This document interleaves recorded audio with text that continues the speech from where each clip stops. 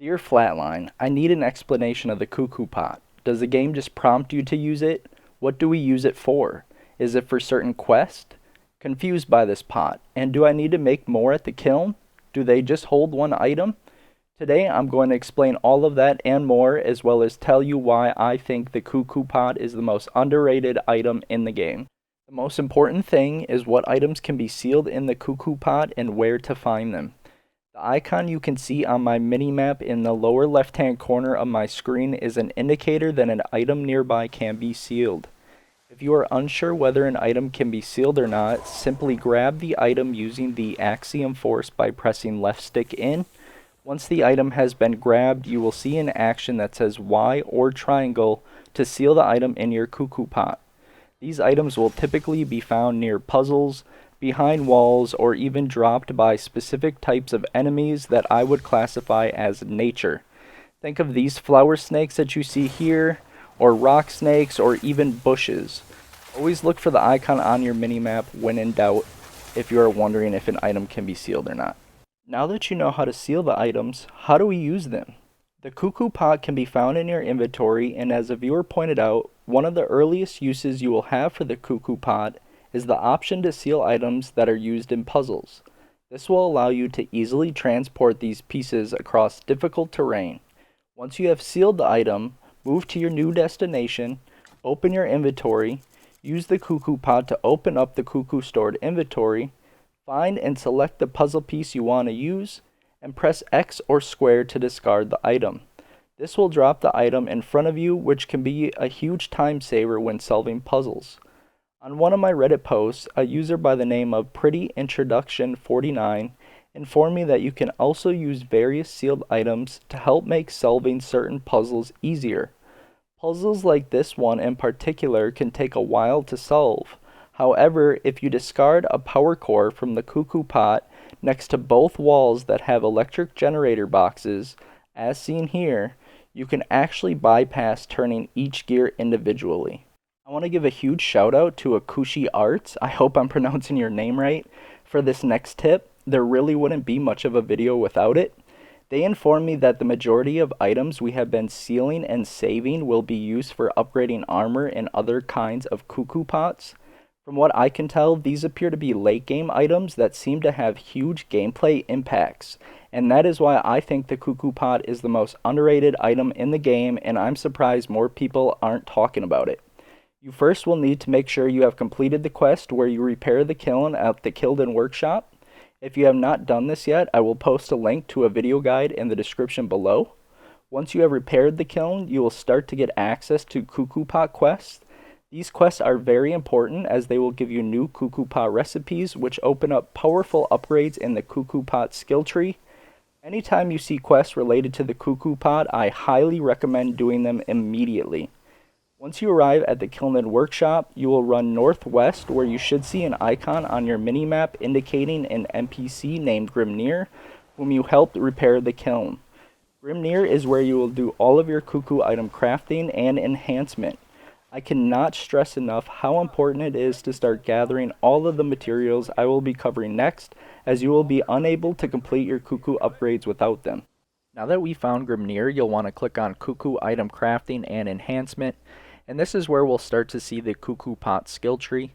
You can see all the different options we have, ranging from utility items such as the jetpack, as well as equipable armor and weapons. Up in the top right hand corner of the screen is where you will see Kuku Pot specific materials.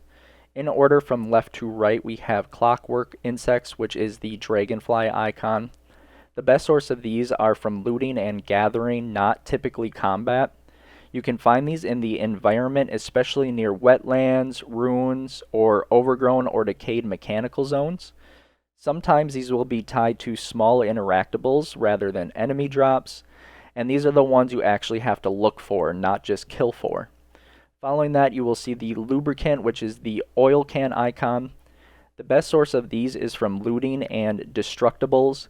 They can be found in crates, barrels, and supply boxes, abandoned camps or workshops, as well as mechanical debris piles. They occasionally will drop from enemies, although this is not very reliable. You can think of this as a scavenging material. Following that, you will see batteries. Best source of these are from combat and rare loot containers. They will be dropped by higher tier constructs or energy based enemies. Found in chests inside ruins and tech areas, and occasionally rewarded from quests. They are less common than cogwheels, but still mainly are combat driven. And last but not least, we have the cogwheels. Best source of these are from combat with constructs or machines. They'll be dropped by mechanical enemies, ruined automatons, and ancient devices. Also, sometimes from dismantling junk gear. You'll passively stack a ton of these just by clearing camps and dungeons, and these are basically your common drop.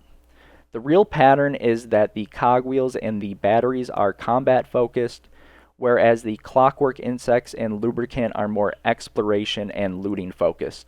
So if you're missing the clockwork insects and lubricant, it's usually because you're fighting a lot but not breaking objects or checking side areas. It is also worth mentioning you can open up the Kuku Pot in your inventory from anywhere in the world and see how many of these materials you have in the top right hand corner of the screen. Let's go ahead and jump into what items you can actually craft once you have these materials. Depending on where you're at in the game, you might have more or less Kuku Pot recipes than what you see here. In the very center is the default Kuku Pot that everyone should have. If you do not have one of these, now would be a great time to make one. A Kuku Pot has 240 inventory slots, so I recommend sealing every item that has that option. The more items you seal, the easier it will be to craft items down the road as you continue to unlock more recipes. I currently have around 250 hours played, and I've only found 62 sealable items, so it's very unlikely you will fill up one of these anytime soon. However, as I hover over all of the recipes I have unlocked, you will see the material cost to craft the item on the right hand side of the screen. When looking at the material costs, you will notice that some recipes such as the Kuku Pack, Enhanced Kuku Pot, Kuku Cooler, and the Kuku Spear require that you make another normal Kuku Pot in order to craft them. I suggest you craft all the recipes you have unlocked as soon as you have the required materials to do so.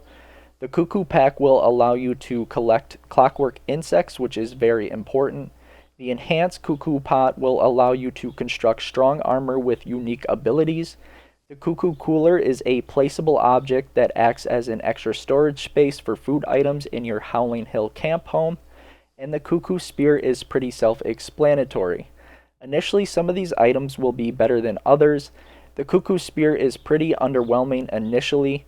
However, once you have the materials to craft the Kuku Lightning Spear, you will notice a unique lightning weapon attack that gets added onto the spear, and any items with passive abilities are typically better than an item without one. So I'd suspect the upgraded lightning spear to be a pretty good weapon down the road. All the question marks that you see are recipes that you have not discovered. One of those that I currently do not have is the jetpack. You simply have to continue to play, complete quests, and explore, and you will continue to unlock more items to craft. As you can see, I'm not very far in the Kuku Pot skill tree myself, but I am excited to progress it. As I do and learn more about all of these upgrades, I will make sure to update this video, so make sure to check back over time.